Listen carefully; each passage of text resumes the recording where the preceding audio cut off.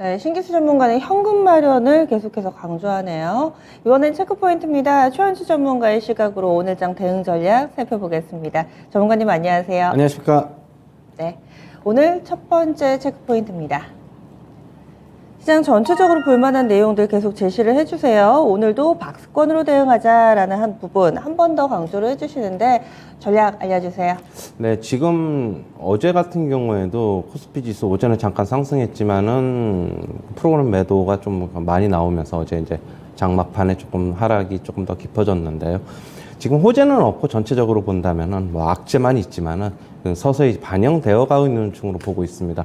다음 주에 FOMC가 있는데 뭐 그 FOMC가 이제 다가오면 다가올수록 그런 악재들이 이제 반영돼 가고 있고 오히려 그런 불확실성이 해소가 되면은 뭐 역시 박스권 대응이 유효하다고 보고 있고요. 역시 뭐 완만한 상승, 완만한 하락 이게 좀 반복될 것으로 보고 있습니다. 뭐 기술적으로 본다면은 코스피 차트 잠시 한번 보시면은요. 계속적으로 21선에 저항이 있습니다. 뭐 살짝 넘었던 적도 이 부분에 있었지만 계속적으로 21선에 저항.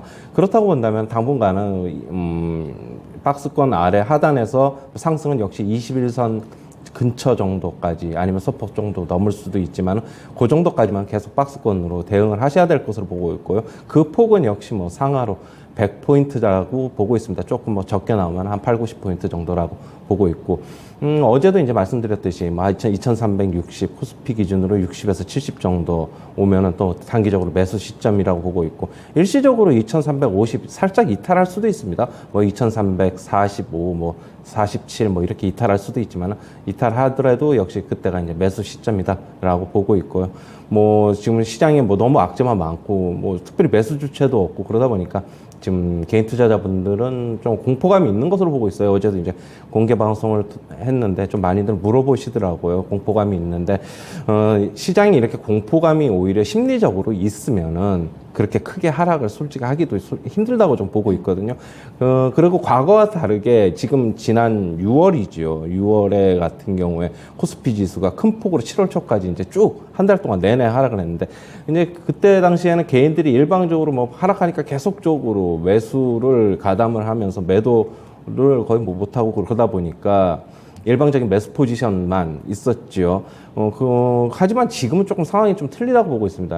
어느 정도 상승과 하락이 반복되다 보니까 개인들은 샀다 팔았다를 좀 반복하고 있어가지고 일방적인 매수 포지션이 없어요. 그렇다고 본다면 기관하고 외국인들도 지금 거기에 맞춰서 자기네들도 포지션을 좀 가지고 있기 때문에 매수 포지션 가지고 있기 때문에 큰 폭의 하락 이런 거는 좀 당분간은 없을 것이다라고 보고 있고요.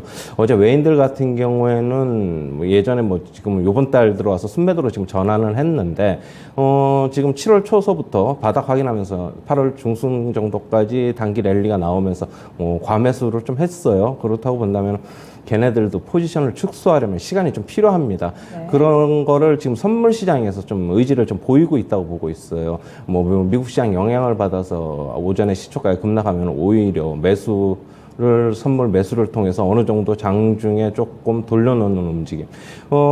하지만은 미국 시장 상승할 때 오히려 선물 매도를 하면서 프로그램 매도를 유발시키면서 자기네들도 포지션 축소하려는 움직임을 좀 보이고 있어요. 어제 같은 경우에도 한 선물 순매도가 한 7천 계약 정도 나왔는데 앞으로 이런 상황, 대규모 순매도는 당분간 좀 선물 시장에서 조금 계속 될 것으로 보고 있습니다.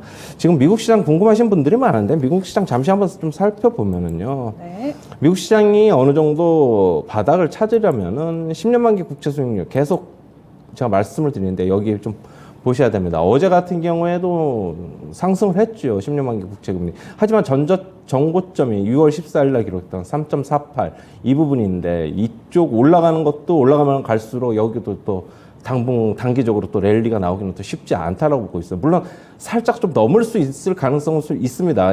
넘으면은 오히려 그때가 오히려 또 살짝 또 매도 물량이 좀 많이 나올 수도 있다. 그렇게 본다면 오히려 그때가 단기적으로 보면은 미국 시장도 단기 바닥이 되지 않겠느냐. 네. 그 시점은 역시 FOMC 전후가 되지 않겠느냐. 그렇게 보고 있습니다. 너무 막연한 두려움보다는 그냥 조금 완만하게 지금 하락을 하고 있다. 악재가 반영돼 가고 있다. 라고 좀 보시면서 대응을 하시는 것이 좋아 보입니다. 어제 종가가 2,401포인트, 위아래로 100포인트 정도 열어놓은 박스권, 그리고 20일 이동평균선의 저항을 일단은 국내 증시 받고 있다. 따라서 박스권 대응하자.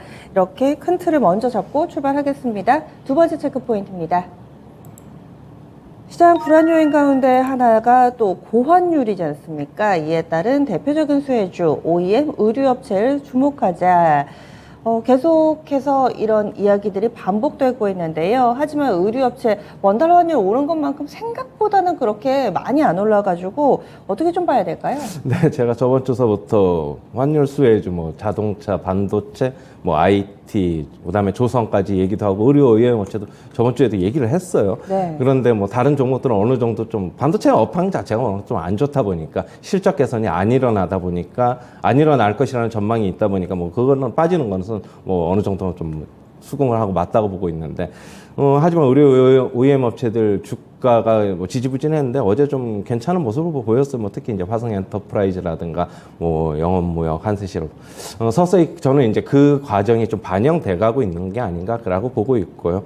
역시 환율 수혜는 계속될 것으로 보고 있습니다. 역시 달러 강세로 실적에 긍정적으로 지금 영향이 계속 미치고 있고요. 올해 상반기 같은 경우에는 의류 OEM 3사 아까 얘기했듯이 화성 엔터프라이즈, 영업무역, 한스실업 같은 경우에는 상반기 환율 효과로 매출이 약 50% 이상 증가가 됐고 영업이익도 100% 이상 급증을 했습니다.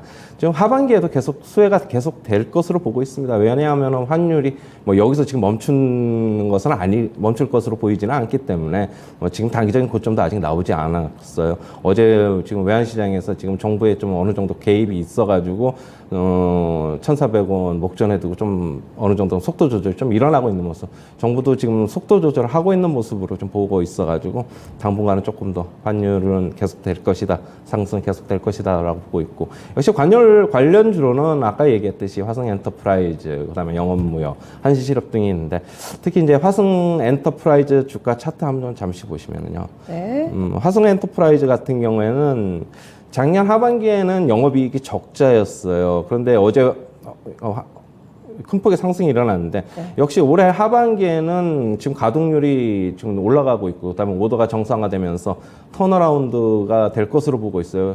주가가 계속적으로 좋은 실적을 유지하면서 올라가는 거는 오름폭이 완만은 하지만은 이렇게 턴어라운드가 되려는 시점에서는 주가 상승폭이 상당히 가파르다라고 보고 있고요. 역시 뭐 그렇다고 본다면 화성 엔터프라이즈의 상승은 앞으로도 조금 더 계속될 수 있다. 그렇게 보고 있습니다. 역시 뭐 영업무역, 한세실업 등도 좋은 모습인데 어제 모습 보여줬는데 영업무역 같은 경우는 뭐 상당히 좀 상승했어요. 그러나 이제 영업무역, 한세실업 이게 한세실업이고 네. 한세실업은 거의 상승을 못했죠. 영업무역은 어느 정도 상승했고 지금 영업무역, 한세실업 같은 경우는 주가 상승폭이 그리 크지 않았던 거는 좋은 실적에도 불구하고 피크아웃 우려감이 조금 계속 있었는데 고환율이 지금보다 환율이 더 오를 것으로 본다면은 그렇다고 본다면은 피크아웃 우려는 좀 잠시 좀 늦춰놔야 되는 게 아닌가라고 보고 있습니다. 주가에 반영될 것이라고 보고 있어가지고 지금 어느 정도 주가 가격도 뭐 많이 좀 빠져 있는 상태여가지고 가격 메리트도 있다라고 좀 보고 있습니다. 예, 알겠습니다. 어제 6% 급등했던 화성 엔터프라이즈 잠시 후 9시 구간부터 주주총회 있습니다. 지금 아디다스 OEM 하는데요. 나이키 OEM 가능성도 이때 즈음에 오픈이 되지 않을까 기대감이 상당히 있습니다. 우리 OEM 관련 업체 또 고환율 모멘텀을 통해서 살펴봤습니다. 오늘의 추천주 보겠습니다. 최현재 전문가의 시선이 머문 종목 LX 세미콘 어떤 점 좋아 보이시나요?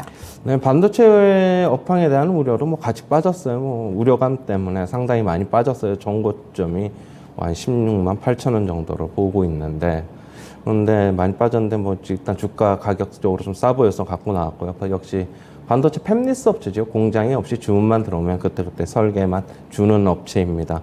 지금 반도체 업황 우려에도 현저한 저평가로 보입니다. 지금 올해 실적 베이스 기준으로 포가 4.8배에 불과하다라고 좀 보고 있어가지고 뭐 가격적으로 뭐 접근하기 좋은 가격이다라고 보고 있고요. 지금 OLED 사업 비중이 50%에 달해서 내년에도 꾸준한 성장이 전망이 되고 있습니다. 지금 새로운 성장 동력을 확보하기 위해서 신사업, 뭐 SiC, 식강링 쪽에도 사업을 구체화할 것으로 보고 있는데 만약 구체화하면은 주가에는 긍정적으로 영향이 예상이 되고 있습니다. 업황 우려에도 불구하고 어느 정도는 우려에 대한 거는 가격에 반영이 돼 있다라고 좀 차트를 보고 좀 네. 보면 좀 그렇게 보이고요. 너무 반도체 업황 안 좋으니까 접근하지 말자가 아니라 오히려 역발상을 하면 접근해 보자 이렇게 보고 있습니다. 매수가는 시초가서부터 접근하시고 목표가는 107,000원, 손절가는 79,000원 제시하도록 하겠습니다. 위아래로는 짧게 주시네요. LX 세미콘 오늘의 추천주 그리고 체크포인트 알아봤습니다.